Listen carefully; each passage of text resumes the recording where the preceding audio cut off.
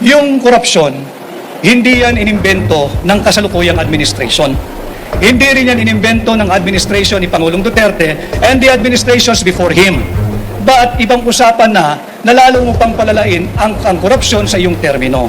Sir, earlier I picked up you said that you represent the real opposition. The real and tunay na oposisyon. As opposed to whom po, sir? Dahil wala nang oposisyon.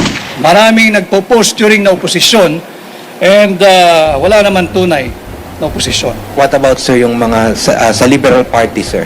Do you consider them opposition or not? Do you? Do you? No, sir. What about you, In sir? our present day and setting, do you consider anyone an opposition now?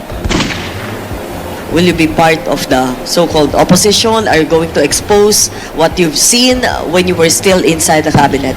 Not only what I have seen when I was inside the cabinet, but I think the more important thing that we should all oppose, whether elected or not, whether ordinary Filipino, sige sa tingin ko, dito magkakasundo tayong lahat, yung talamak na korupsyon at talamak na korupsyon at higit pang talamak na korupsyon. Malinaw naman sa mga kababayan natin, iyan, ano? Malinaw sa kababayan natin na walang nagsasalita sa gitna ng kaliwat kanan talamak na korupsyon, laganap na droga at kriminalidad. And I think all elective positions, lahat ng mga elective posts at yung mga nahalal in the current Congress, whether Senate or the House of Representatives, duty bound sila na pangalagaan ang interes ng Pilipino, hindi ng iisang partido, hindi ng kung sinong politiko, at higit sa lahat, hindi ang interes ng mga oligarko. Magandang araw po sa ating lahat. Sa aking paghain ng aking kandidatura, ay formal at opisyal na ho akong aplikante ninyo sa pagkasenador.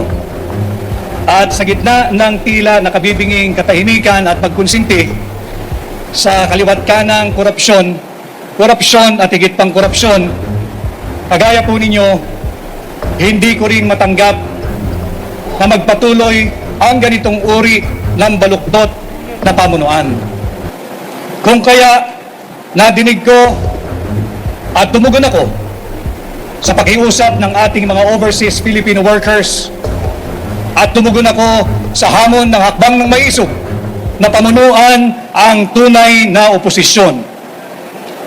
Ako ay naghain bilang isang independent candidate, bilang pagkilala at pagsagisag na ang tanging partido ay ang Republika ng Pilipinas at ang aking mga kaalyado ay kayong mga Pilipino. Ipagpapatuloy ko ang mga advokasya ng hakbang ng maisog, calling for transparency, accountability, peace and security in governance. At bagamat mabigat ang landas na tatahakin, panatag po ang aking kalooban na higit na mas nakararaming Pilipino ang kasama ko dahil alam ko kayo ay pagod na sa korupsyon, sa droga at marami pang korupsyon. Kaya't halina, samahan po niyo ko tungo sa good governance and war on corruption. Let us not give up on our nation. Let us not give up on the Filipino people. Let's not give up on our fight against corruption. Thank you very much. Thank you, sir. Are there questions for the media? Yeah, go ahead. Inquiry.net, John.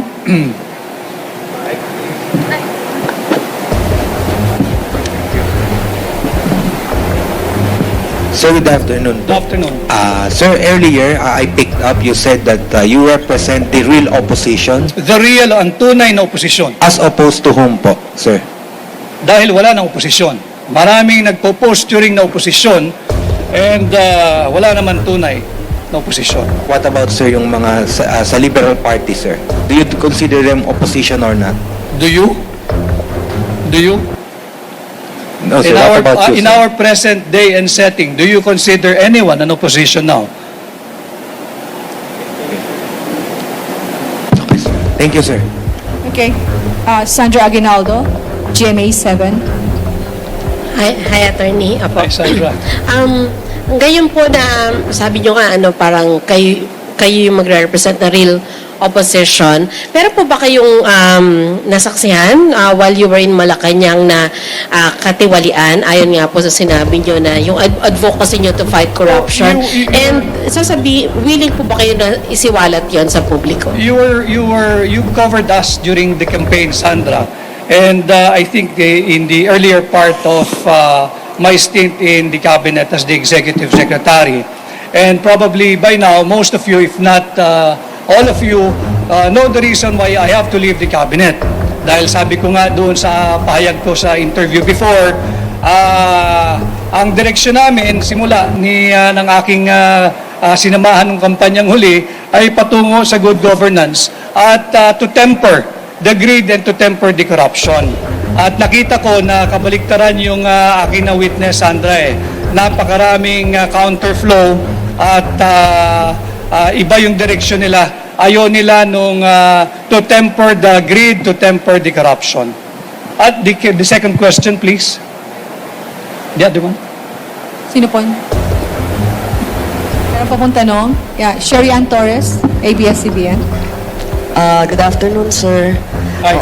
Attorney Vic, para lang ma-disabuse yung mind ng mga nakakita. Can you explain to us yung close fist post nyo kanina while you were presenting that? Kasi that's very identifiable to the former president. Yeah, because we share the same position when it comes to the opposing the attempt to amend, revise our Constitution. And as you know, magkasama kami ni Pangulong Duterte sa hakbang ng maisog at ang aming ang isinusulong ay ang isang gobyernong may transparency, accountability, peace, and security. And just before I go here, I was endorsed by President Duterte as among his candidates, but I'm not running under PDP. Okay. So it's a personal endorsement of the former president. Well, I guess so, yeah. It's a personal endorsement by President Duterte, and I do not know what lies ahead. Probably, I'm open to being adopted by any political party. Sir, just one last. If and when it happens, you will be elected as a senator. What role are you going to play, or what role are you going to adopt inside the chamber? Will you be part of the so-called opposition? Are you going to expose what you've seen when you were still inside the cabinet? Not only what I have seen when I was inside the cabinet, but I think the more important thing that we should all oppose, whether elected or not, whether ordinary Filipino, sige, sa tingin ko, dito magkakasundo tayong lahat, yung talamak na korupsyon at talamak na korupsyon at higit pang talamak na korupsyon.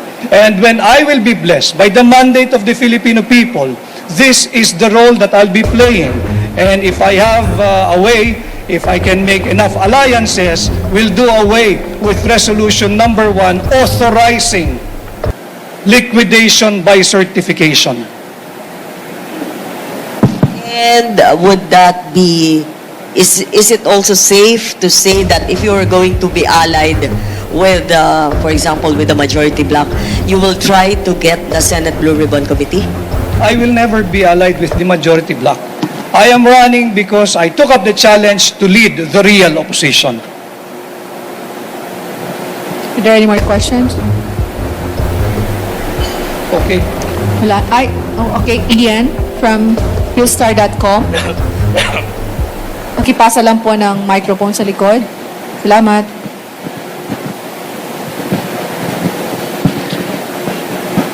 Attorney, to clarify lang, how would you define what you're saying na real opposition na magiging kayo, if ever?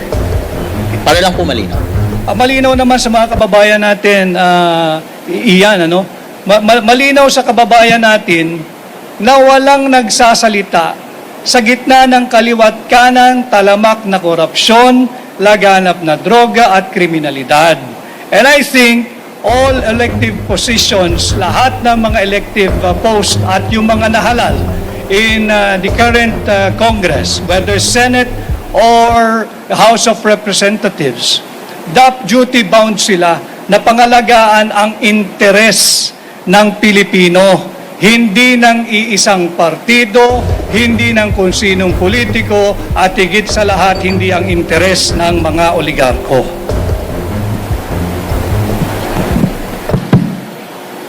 One last question from Rappler, Dwight. Sir, you say you're fighting corruption. What can you say lang to people who might get the impression that it might be contradictory kasi you're now allied with a former president whose administration was also plagued with allegations of corruption? And to follow na rin, anong masasabi nyo sa ongoing congressional investigation patungkol sa mga supposed anomalies na nangyari sa nakaraang administrasyon? Yung korupsyon, hindi yan inimbento ng kasalukuyang administration. Hindi rin yan inimbento ng administration ni Pangulong Duterte and the administrations before him. But ibang usapan na lalo mo pang palalain ang korupsyon sa iyong termino. As to your next question, what is What is your view of the current congressional investigation that deals with the supposed anomalies that took place under the presidency of of Rodrigo Duterte? Let the axe fall where it may. And I think even President Duterte is very, very emphatic about it. If you have something against him, file it in the case within the jurisdiction of the Philippines. Ma'am, last question. Sir, last question lang. Ano po yung current relationship nyo with President Bongbong Marcos? When was the last time you talked? Does he know that you're running? No. Hindi na kami nakakapag-usap ni Pangulong Marcos. Ang huling usapan namin, I think, September of 2022. At hindi ko kinakailangan magpaalam kahit kaninong politiko sa aking desisyon na katawanin ang tunay na oposisyon at ang interes ng mamamayang Pilipino.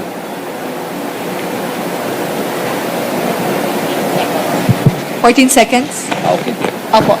Okay na, sir. Thank Sige. you. Thank you, sir, for the photo op.